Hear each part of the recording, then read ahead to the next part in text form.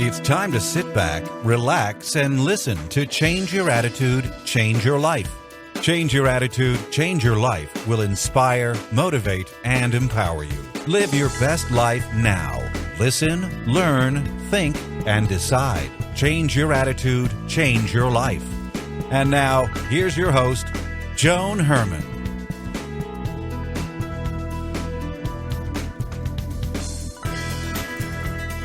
Welcome to Change Your Attitude, Change Your Life. I'm Joan Herman. Thanks for tuning in. Change Your Attitude, Change Your Life brings you interviews with some of the most inspirational and influential people in the world. It's our goal to educate and empower you so you can live your best life now. Thank you for taking time for yourself, and thank you for letting us be a part of your life. We have another great show for you today. Joining me is Don Miguel Ruiz, a teacher of spiritual wisdom and author of the New York Times and international bestseller, The Four Agreements. Don Miguel is here today to discuss his book, The Toltec Art of Life and Death, in which he offers a greater level of spiritual awareness. Welcome, Don Miguel. Thank you so much for joining us. It's a big pleasure to be with your show. I'm very, very happy today. Don Miguel, we're very happy to have you here because in 2002, you suffered a near-fatal heart attack that left you in a coma and on the verge of death. Can you tell us what happened that led to everything that followed? Okay, it was one of the most special days of my life. It was at 4 a.m. I woke up with a very strong pain on the chest. As you know, I'm a medical doctor, and I knew right away that it was a heart attack. And one of the symptoms of the heart attack is the sensation of death. That in this moment, I knew without a doubt that my body was dying.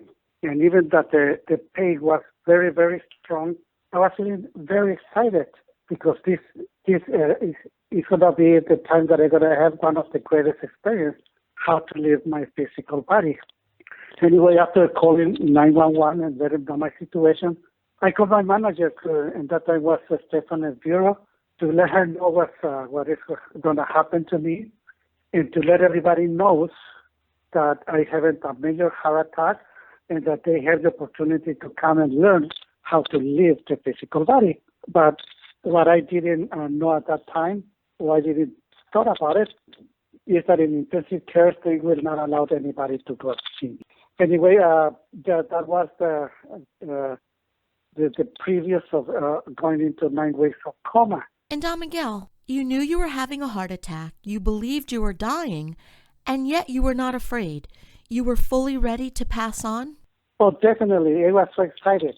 Yes, I have a strong pain, but I was very, very happy. I already knew that my whole life is just a story. It's not even real. It's only real for me. Like the same way that is real for everyone who is living their own life. They create their whole story, and it's only true for them, for nobody else. So, Don Miguel, when you were in the coma, did you know anything that was going on around you? Were you able to hear anything that was happening externally? Oh, well, just before the coma, I had this conversation with my mother. She was extremely upset. Of course, she was living with me, and she didn't want me to die. And she told me that she will do everything in her power to keep me alive. And this, of course, that conversation stayed in my head before I went into coma. Then once that I went into the coma, it was a great story because I know that as I am the creator of that story. I create my own story, and every character is that dream in that story. It's just an extension of myself. Like I knew even before that every person that I know, they really exist, but the ones who live in my mind, they're just a projection. It's not the real ones. But every character in my story is based in reality, because it is true that my parents exist, my children exist, my beloved, my friends, etc. Everybody really exists. But the ones who live in my story is just an extension of myself. Then the mother who lives in my story is really Miguel, and every other one who lives in my story is just an extension of me. And this is true also for everybody else. Everybody else, they create their own story. Like in your case, In your story, you have your parents, you have your beloved children, etc. But that's only projection of the ones who really exist. Then all the characters in your story are based in reality. But the ones who live in the story is just what you believe about them. And the reality is that you don't even know them. You only know what you believe about them. And this is true for every single human who lives in this beautiful planet Earth. Then, and this book, when I relate the story, is really the process that I have in my own story, in my own drama, in my own life, we can say. And what is important, perhaps, is to understand that all the human mind have a kind of the same structure. We have the same problem, the same conflict, and that conflict is between the truth and lies. For a long time, we used to believe that it was between good and bad, but the reality is that it's between the truth and lies. And in everybody's story, we are facing all those lies, which is what create all the drama in everybody else's life. Of course, all the characters will change. Like everybody, they have their own main character, all the secondary characters, but the problem that everybody faces is exactly the same one. And this is the purpose of this book, that they can see how Miguel faced his own creation. He faced all his lies, he faced all his superstitions, and how he modified all those beliefs by remember all those events when he faced the truth. Because in the presence of the truth, all those lies just disappear. There is a whole drama that is happening in every single life. And when they read this story, they can compare with their own life. They can see how they was living their life, believing all those superstitions that they create, and how they defend those superstitions with all the fanatism that they have, without even notice that they are fanatics. So interesting to see how we are facing and winning over our own life. Don Miguel, do you think that's why so many people are in search of something? I mean, they're in search of something that they don't even know what they're searching for. They have this hole inside of them. Do you think that's the reason? Yes, definitely. Humanity, since the very beginning, they're searching for the truth. In many cases, we say we're searching for God, for enlightenment, etc., etc. But really, we're searching for the truth because this is the conflict that we have in our mind. And with all those lies, we create all those superstitions. And we base every single action and reaction of our life in all those superstitions. And we defend the superstition fanatically. Then we can see that it's the same to the entire humanity. What is true for one human is being true for the entire humanity. We all have the same conflict. And yes, we are searching for the truth. And this is the whole, we can say, drama in every single human story. Then in my case, the characters who was searching for the truth, it was my mother with the help of knowledge, which is everything that I know. That in my story, I call it Lala. And we can see that Lala is full of superstitions, but also with all the knowledge that Lala has, we create all the most wonderful things in our life. Like if you think humanity, we go all the way to the moon. We create all those computers, planes. Everything that we create is because we use knowledge in that wonderful and positive way. But we also create our own superstitions, our own limitations, and we judge ourselves because we are not the way we're supposed to be. And this is one of the main problems that we also see in this story. Because when we go to the core of the problem, we will find out that everything begins because the way we learn to love. When we was born, we have no knowledge. We just pure love, unconditional love.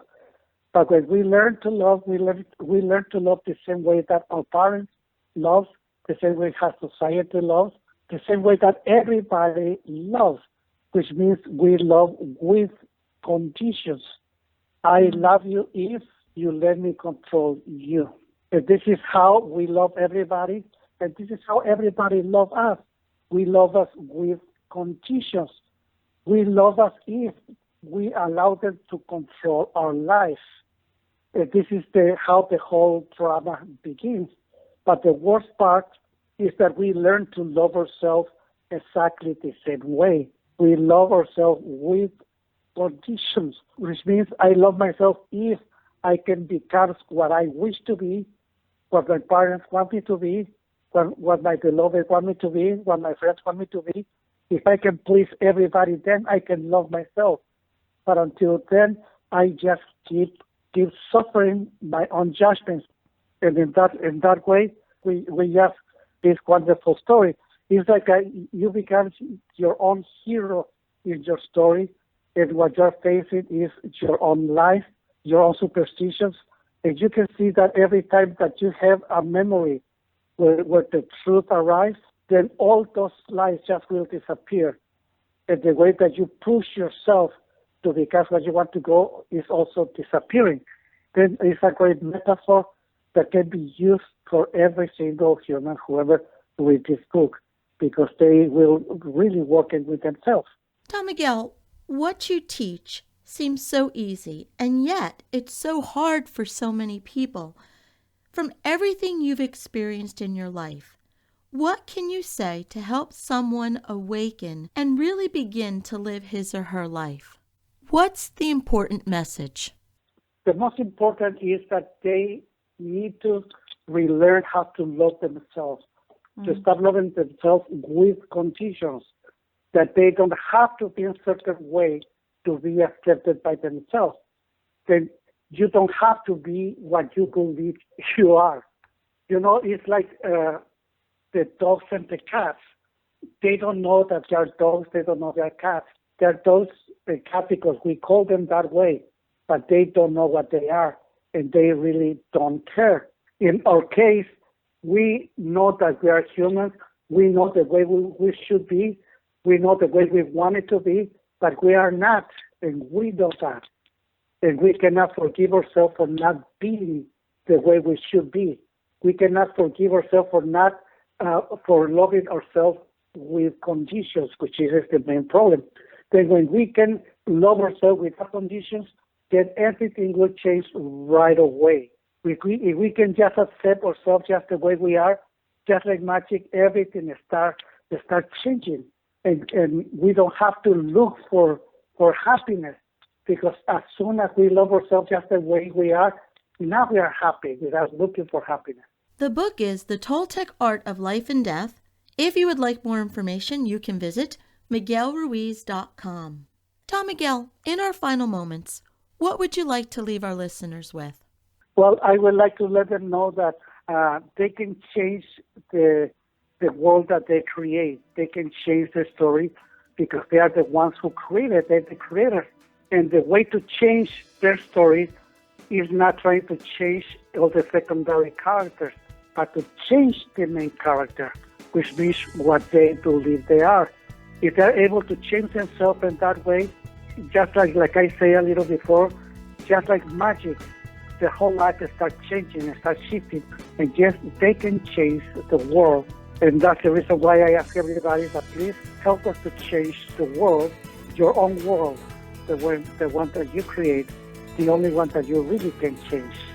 Don Miguel, thank you so much for being here with us today and for sharing your wisdom and your insight. Your work is changing so many lives, and you are welcome here anytime you'd like to come back. It has been such an honor to have you here, so thank you. Thank you. It's been my pleasure. We'll be right back.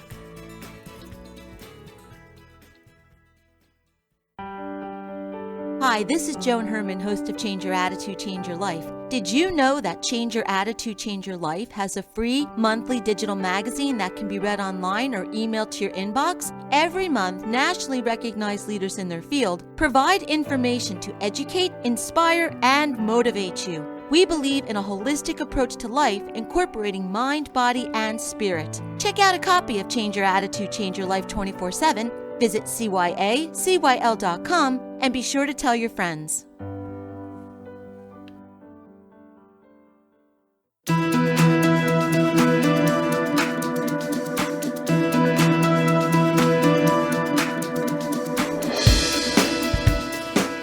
you for joining us today. We hope you found the show informative. At Change Your Attitude, Change Your Life, we believe that knowledge is power. Take what you've learned, apply it, and live your best life now. Remember that the information provided are the opinions of our guests and should never replace the advice of a professional who knows your personal situation. If you'd like more information, visit our website, cyacyl.com. That stands for Change Your Attitude, Change Your Life. While on the site, listen to past shows on demand, read the digital magazine, and be sure to follow the show on Facebook and Twitter. Until next time, this is Joan Herman. Thanks for tuning in.